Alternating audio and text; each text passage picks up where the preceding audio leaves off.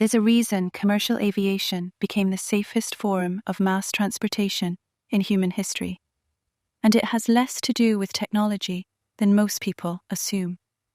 In the 1970s, accident investigators started noticing something uncomfortable.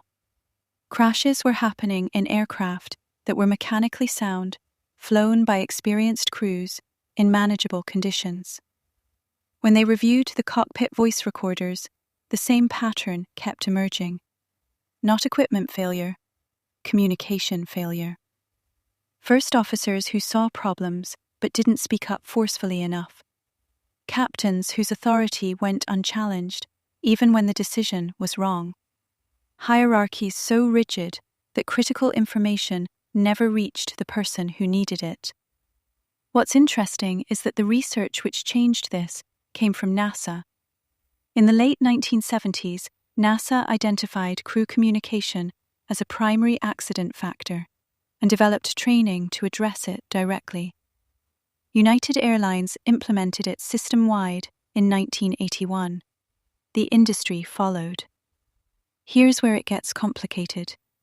The training didn't just change communication, it changed the assumption of authority in the cockpit.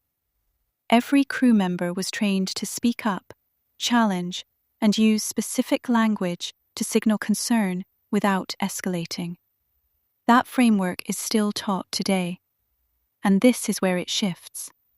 The same model was later adopted by hospital operating rooms, military units, and nuclear facilities. Aviation's communication failure became every high-stakes industry's training template. But the detail that stands out most is this. Flying became this safe because the industry looked at its own disasters, traced them to how people talked to each other, and rebuilt that from the ground up. Did you know a NASA communication study is part of why flying is this safe?